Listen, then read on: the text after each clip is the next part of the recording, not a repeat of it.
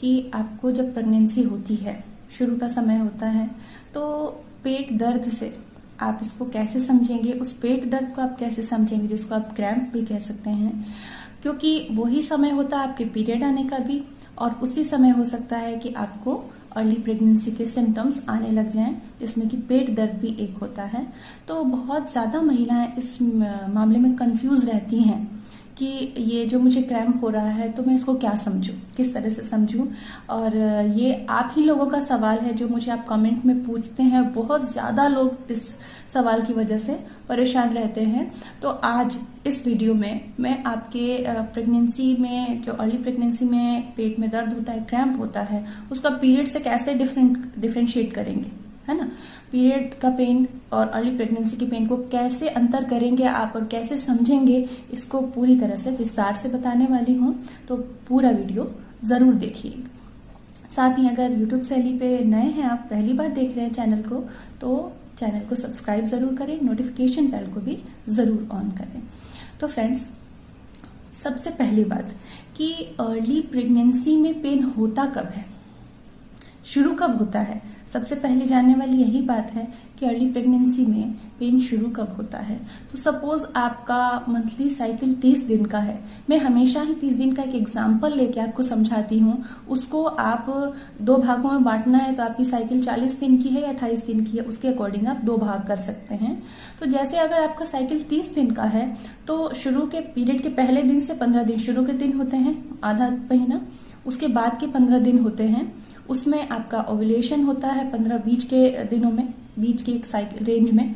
और उसके बाद के समय जो लास्ट के आधा महीना होता है, उस दौरान आपको ओव्यूलेशन होता है, इम्प्लांटेशन होता है, और उस समय, उस दौरान आपको प्रेगनेंसी का क्रैम्प, इम्प्लांटेशन का क्रैम्प हो सकता है। उससे पहले नहीं होता है, लास्ट के आधे महीने के दौरान हो सकता है, पीरियड आने से कुछ समय पहले। और वही समय होता है आपके पीरियड का प्रॉब्लम का भी। तो अगर कुछ महिलाओं को पीरियड आने से पहले बहुत ज्यादा पेट में दर्द, भारीपन और ब्रेस्ट में टेंडरनेस, ये सब चीजें होती है, तो उनके लिए बहुत मुश्किल है इन चीजों को क्लियर कर पाना। तो आइए अगला सवाल देखते हैं। अगला सवाल ये है कि ये पेन होता कहाँ पे है, पेट में किस तरफ होगा, किस जगह पे होगा। तो फ्रेंड्स, जनरली एक कॉमन बात है कि ये जो पेन है आपको आपकी नेवल जो है पेट में, उसके नीचे लोअर एब्डोमेन में होगा। जो अर्ली प्रेगनेंसी का पेन होता है वो बिल्कुल नाभि के नीचे की तरफ, यूट्रस के आसपास होता है। आप समझेंगे कि राइट में हो रहा है कभी या लेफ्ट में हो रहा है।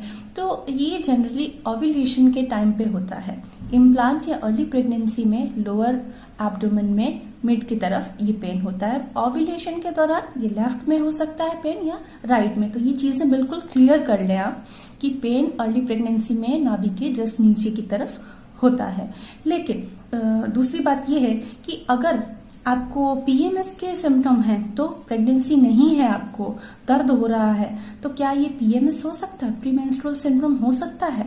तो फ्रेंड्स, अगर अर्ली प्रेगनेंसी है वो बात मैंने आपको बता दी, लेकिन अगर आपको पीरियड आने वाला है और पीरियड आने से पहले वाला पेन है, तो इसकी ग्रेविटी जो है, इंटेंसिटी जो है, थोड़ी ज्यादा होगी, क्योंकि अर्ली प्रेगनेंसी में बहुत हल्की क्रैम्प होती है, बहुत थोड़ा सा दर्द होता है, हल्का क्रैम्प होता है और सबसाइड भी हो जाता है। लेकिन पीरियड आने से पहले ये ज्यादा समय तक बना रहता है। तो अगर पीरियड का पेन है तो आप इस तरह से जानिएगा, और प्रेगनेंसी का पेन है तो उसकी इंटेंसिटी से आप इस चीज को समझ सकते हैं।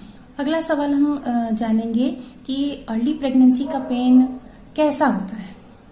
तो फ्रेंड्स, ये पेन बहुत हल्का होता है, लाइट क्रैम्प हो सकते हैं, आपको बहुत तेज ऐंठन नहीं होती है अगर आपकी प्रेगनेंसी में सब कुछ सही है। तो अगर तेज ऐंठन हो रही है, अगर तेज ऐंठन होने के साथ में आपको पीठ में दर्द है, कमर के निचले हिस्सों में दर्द है, आपको पैरों में दर्द हो रहा है, तो आपको मिसकैरेज के भी चांसेस हो सकते हैं, क्योंकि मिसकैरेज का चांस 0 से 6 वीक तक बहुत ज्यादा रहता है।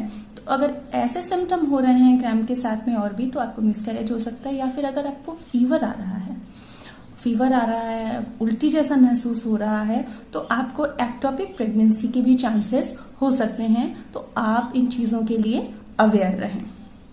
फ्रेंड्स, अक्सर ये देखा गया है कि जो अर्ली प्रेगनेंसी में क्रैम्प होता है उस समय उसके साथ में या उसके थोड़ा आगे पीछे थोड़ी बहुत स्पॉटिंग भी ऑब्जर्व करती हैं महिलाएं। तो अगर हल्की स्पॉटिंग है, उसके साथ क्रैम्प है और स्पॉटिंग बंद हो जाने के बाद भी हल्का फुल्का आपको क्रैम्प बना हुआ है, तो ये प्रेगनेंसी सिम्टम है। लेकिन अगर आपको पीरियड आने वाला है और प्रेग्नेंट नहीं है आप, तो ऐसी कंडीशन में क्या होगा कि अगर आपको कुछ स्पॉटिंग हो गई, कई महिलाओं को पीरियड खुल के नहीं आता है, अगर इरेगुलर है तो थोड़ी बहुत स्पॉटिंग हो जाती है, फिर और देर से आता है, खुल के बाद में आता है, या कुछ भी जैसा भी अबनॉर्मलिटी होती है।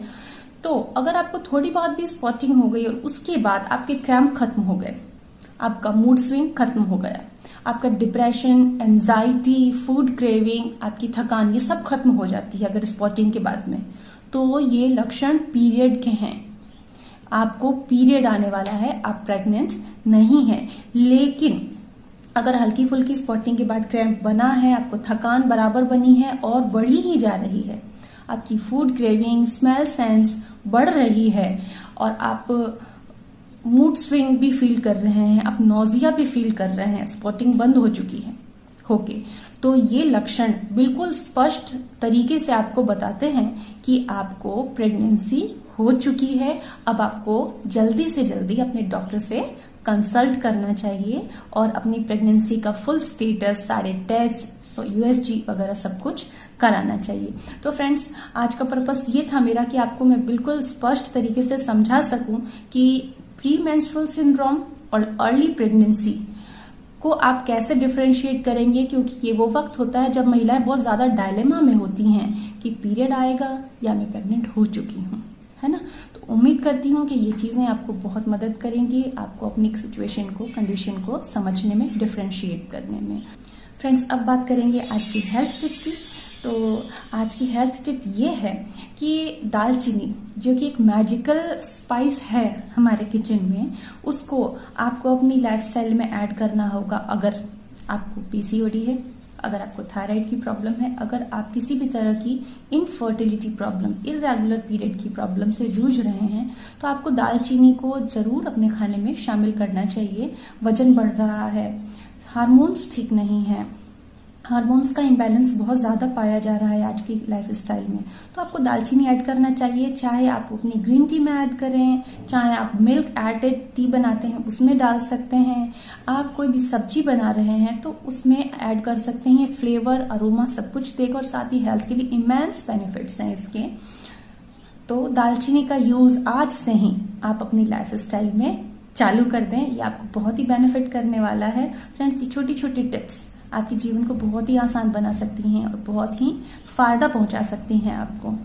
तो बने रहिएगा इसी तरह यूट्यूब सहेली के साथ। फ्रेंड्स, आप लोगों से एक इंफॉर्मेशन शेयर करनी है कि आपको यूट्यूब सहेली चैनल पे जो भी पॉजिटिव एक्सपीरियंस हुए हैं, उनको आप अगर छोटी सी वीडियो क्लिप में या फिर वॉइस रिकॉर्डिंग में बना के अगर आप भेजें, तो चैनल पे वीडियो के बिगिनिंग में उसको दिखाया जाएगा। और इसका मतलब ये है कि आप दूसरों के लिए एक मोटिवेशन, एक इंस्पिरेशन का काम कर रहे हैं, क्योंकि बहुत सारे लोग जिनको सालों से बच्चा नहीं हो रहा है, कंसीव नहीं कर पा रहे, वो हिम्मत हार जाते हैं, वो पूरे मन से रेमेडीज भी नहीं कर पाते हैं।